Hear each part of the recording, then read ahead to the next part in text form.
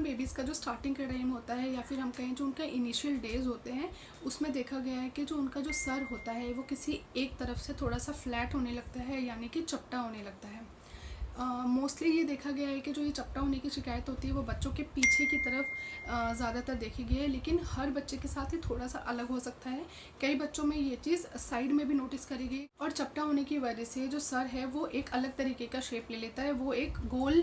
Shape में नहीं रहता है। पेरेंट्स के लिए जो ये सिचुएशन होती है जब बच्चों का जो सर है वो फ्लैट होने लगता है, थोड़ी सी मुश्किल भरी होती है। वो इसका सॉल्यूशन ढूंढना स्टार्ट कर देते हैं, लेकिन सॉल्यूशन पे जाने से पहले ये जानना ज़रूरी है कि एक्चुअल में बच्चों का जो ये सर फ्लैट होता क्यों है, इसके क्या कारण हैं। कारण और सॉल्यूशन जानने के लिए let's jump into the video. Hello everyone, welcome back to my channel Baby Blossom. अब देखते हैं कि जो बच्चों का सर फ्लैट होने की जो शिकायत होती है इसके कारण क्या क्या है या फिर किस वजह से ऐसा होता है। जिस पोजीशन में बच्चा अपने इनिशियल डेज में सबसे ज़्यादा लेटा हुआ होता है, उससे काफ़ी ज़्यादा बच्चे का जो सर का शेप है वो इफ़ेक्ट होता है। हम सब जानते हैं जो न्यूबॉर्न बेबीज़ होते हैं वो अपने स्टार्टिंग के जो दिन होते हैं उसमें सबसे ज़्यादा टाइम लेटे हुए ही बिताते हैं। जिस पोजीशन में सबसे ज़्यादा बच्चा लेटा हुआ होता है, बच्चे के सर के उस एरिया में सबसे ज़्यादा प्रेशर पड़ने की वजह से उसका जो शेप है वो थोड़ा सा चेंज हो जाता है। अगर कोई भी मदर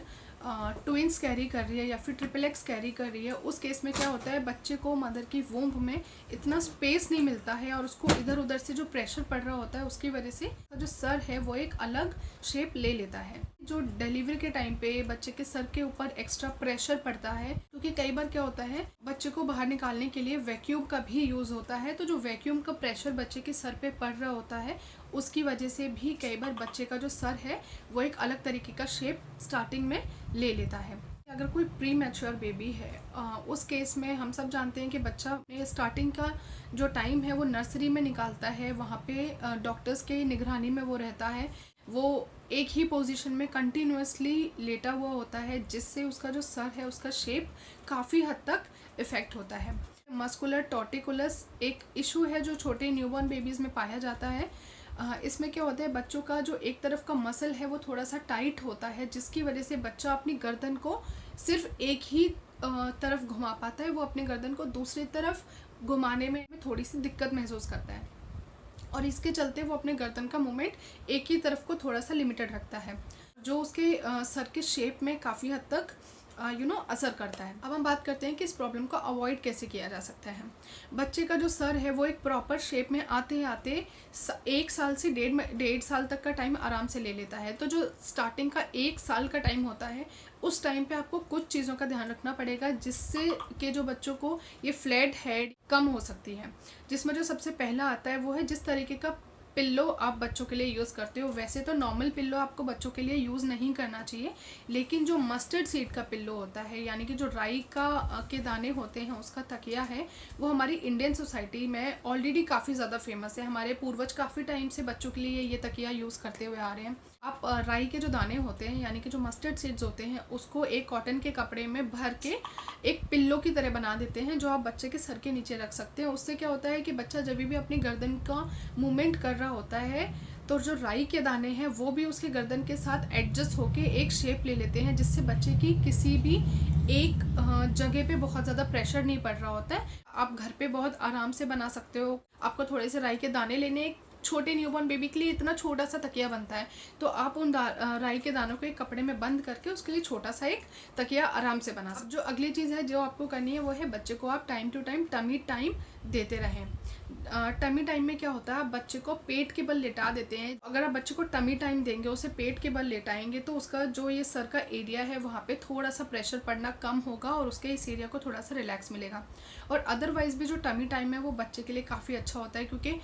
बच्चा उल्टा लेटने के बाद अपने जो हाथों के बल थोड़ा सा मूवमेंट करना सीखता है, वो अपनी गर्दन को थोड़ा सा बैलेंस करना स्टार्ट कर देता है, थोड़ा सा अपनी जो नेक का मूवमेंट है उसमें उसको इंटरेस्ट आता है, वो इधर उधर देखने की कोशिश करता है। उसके जो शोल्डर्स होते हैं उसमें भी काफ़ी ज़्यादा स्ट्रेंथ उसे मिलती है, क्योंकि जब बच्चा उल्टा लेटा हुआ है अपने पेट के बल, तो उसकी जो ये मसल्स होती हैं यहाँ उसके सर से लेके गर्दन से लेके शोल्डर्स और उसके हाथ, ये जितनी भी मसल्स होती है उनको स्ट्रेंथ मिलती है। जब भी आप उसे टमी टाइम दे रहे हैं, आप you make sure that you are sitting next to him. Next जो चीज़ आप कर सकते हो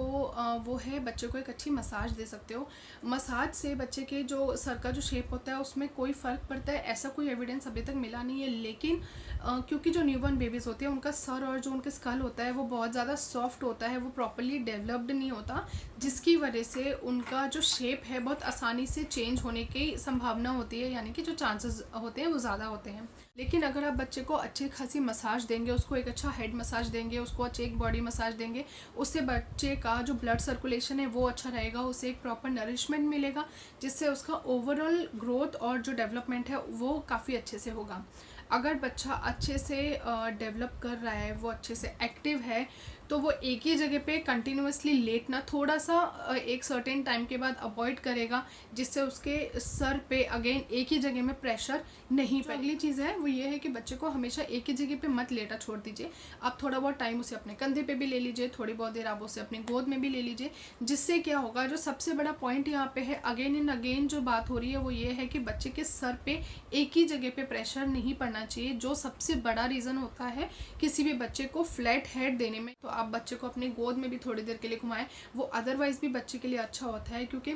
बच्चे यूजुअली दूध पीते हैं तो वो जो एक्स्ट्रा एयर उनके अंदर चली जाती है, जो उनको पेट में गैस्ट्रिक ट्रबल दे रही होती है, वो भी कंधे पे लगाने से बर्पिंग के थ्रू बाहर आ जाती है। वो अपना नेक थोड़ा सा कंट्रोल करना सीखते हैं, वो इधर उधर चीज़ों को थोड़ा नोटिस कर रहे होते हैं। कि अगर बच्चा एक लंबी नैप ले रहा है तो उस टाइम पे आप ध्यान रखें कि बच्चे का सर एक ही पोजीशन में बहुत ज़्यादा देर के लिए ना रहे। थोड़ी थोड़ी देर में या फिर after every half an hour you can change his side. आप बच्चे का जो सर है वो दूसरी तरफ टर्न कर दीजिए और फिर थोड़ी देर के बाद ध्यान रखें, थोड़ा सा मॉनिटर करें उसको, और जब आपको लगे कि काफ़ी देर हो गई है तो फिर अगेन आप बच्चे का जो सर है वो दूसरी तरफ टर्न कर सकते हैं। इनफैक्ट रात के टाइम पे भी जब भी आप बच्चे को फीड देने के बाद सुला रहे हैं या फिर जब भी बीच में आपकी आँख खुल रही है, आप कंटिन्यूसली बच्चे का जो सर है वो एक तरफ से दूसरी तरफ टर्न करते रहें। ब्रेस्ट फीडिंग के टाइम पे आप बच्चे का जो साइड है वो कंटिन्यूसली चेंज करते रहें, क्योंकि कई बार क्या होता है, जो न्यूबॉर्न बेबीज़ हैं वो काफ़ी लंबी फीड लेते हैं। कई बच्चे 15 से 20 मिनट की फीड ले रहे होते हैं, कई बच्चे आधे घंटे की फीड लेते हैं। अगर बच्चे कंटिन्यूसली एक ही साइड से फीड करते रहेंगे तो उनका जो सर है वो एक ही तरफ रहेगा और उनके सर के किसी एक पार्ट पे काफ़ी देर के लिए प्रेशर पड़ेगा। डॉक्टर्स भी यूजुअली ये सजेस्ट करते हैं कि आपको कंटिन्यूसली बच्चे को एक ही साइड से फीड नहीं देना चाहिए, आपको साइड स्विच करते रहने चाहिए when you are feeding a baby continuously for a longer time. तो ये सारी चीज़ें हैं जिनको फॉलो करके आप बच्चे में जो फ्लैट हेड होता है, यानी कि जो चपटे सर की शिकायत होती है, उसे अवॉइड कर सकते हैं। सबसे ज़्यादा जो इंपॉर्टेंट चीज़ होती है वो होती है बच्चे के सर की पोजीशनिंग, आपको उसका ध्यान रखना है। अगर आपको आज का वीडियो अच्छा लगा हो तो मेरे चैनल को लाइक शेयर एंड सब्सक्राइब ज़रूर करें, इस वीडियो को एक लाइक ज़रूर दें, and thank you so much for watching.